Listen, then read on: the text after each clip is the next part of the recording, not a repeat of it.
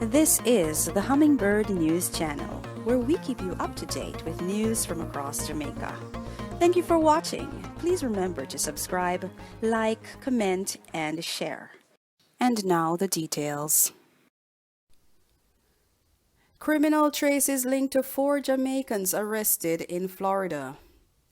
Commissioner of Police Major General Anthony Anderson has divulged that 4 of 7 Jamaicans who arrived on a boat illegally in the United States last Thursday are linked to criminal activities in Jamaica.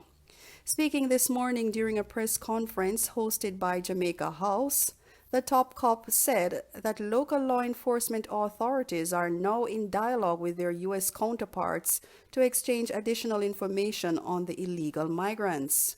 We have been working with our international partners in this and have found criminal traces for 4 of the 7 so far. And only a couple of weeks before that, we know that another person who is wanted in Jamaica tried to enter the United States in a similar way, but was found and sent back to us, Anderson said. Local law enforcement officials have said that among the illegal migrants was a former Don who had multiple convictions in Jamaica. Last Thursday, U.S. authorities detained 14 migrants who were traveling in a boat that came ashore hitting a seawall in South Florida. It was reported that the migrants were coming from Jamaica and had first traveled to the Bahamas. One of the migrant men told a U.S. television station that he was fleeing from violence in his country. "There is killing going on there. We want a better life. No life is in Jamaica right now," the man said, who has now been identified as Dion Clark, popularly known as Booby Skeng, who is reported to have wielded significant influence in the East Kingston community of Dunkirk. Jamaican woman gets 9 years for battering woman at beach party in UK. A Jamaican-born woman has been imprisoned for 9 years after being convicted for using a meat cleaver to viciously attack a woman at a beach-themed bash at a pub in Bilston, Wolverhampton, United Kingdom. Marlene Mushet, a 38-year-old resident of Harthill Street, Willenhall in the UK, was found guilty of wounding in relation to the July 13, 2019 incident. She was sentenced to 9 years in the Wolverhampton Crown Court. Mushet is known as Carleen Savage or Savage Carleen on the UK dancehall scene and social circles.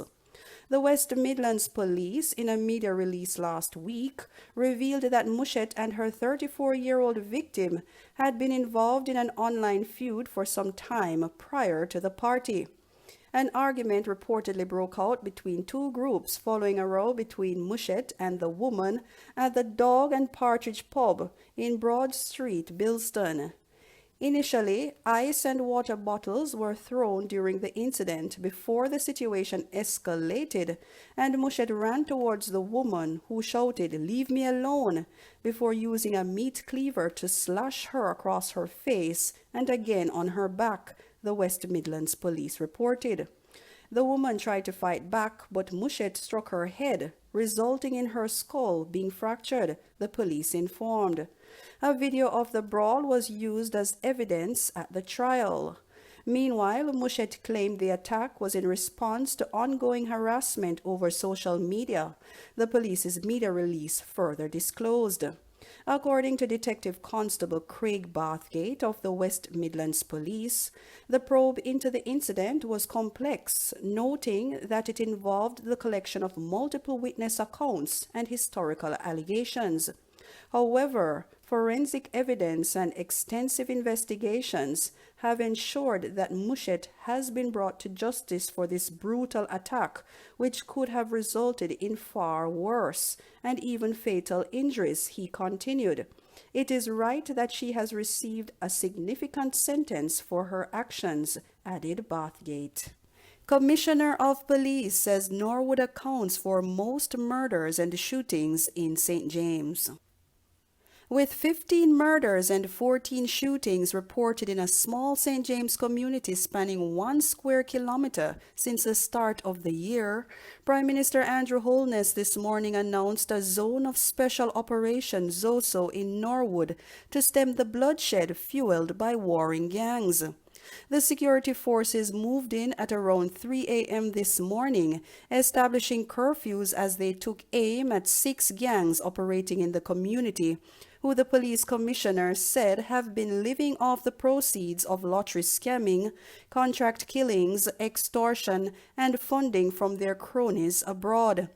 Major General Anthony Anderson, police commissioner, told a press conference earlier Sunday that 66 murders had occurred in Norwood since 2019. He also reported that since January this year, 79 murders had been recorded in the St. James Police Division, representing a 25% increase over the corresponding period last year. Anderson said that Norwood accounted for the most murders and shootings in the parish. Our investigations have shown that there are other murders and shootings that take place outside of the designated area that are caused by the 6 gangs that operate in the Norwood area, the commissioner added. The vicious activities of the gangs know no limits as they not only target each other but go after family, friends, and other close associates of gang members. Anderson said that in some sections of the community, gang members have the support of their families and other residents. This support, which sometimes arises from fear and continued funding, significantly contribute to the viability of these gangs. The commissioner said that the security forces would loosen the grip of the gangs on Norwood through policing activities that target these thugs, their resources, and their allies. There are nearly 12,000 residents living in Norwood, with approximately 1,600 being males between the ages of 14 and 29. The community has about 5,200 building structures that have been reportedly developed without the stamp of approval from the local authorities or other development planning agencies. Holness told journalists that the ZOSO in Norwood would bring peace to residents and provide an opportunity for the community to experience a new beginning. The overall intention in declaring an additional community in St. James as a zone of special operation is to ensure that we can deliver the social intervention leading to an improved living condition and quality of life for the citizens in that area, the Prime Minister said. In response to a wave of murders in sections of St. James in 2017, the Prime Minister declared Mount Salem the first ZOSO. The measure still remains in place in that community. 2 more COVID-19 deaths and 61 new cases. Jamaica on Saturday recorded 2 COVID-19 deaths, pushing the tally to 1,033. The deceased are a 54-year-old woman from Kingston and St. Andrew and a 77-year-old male from St. Anne.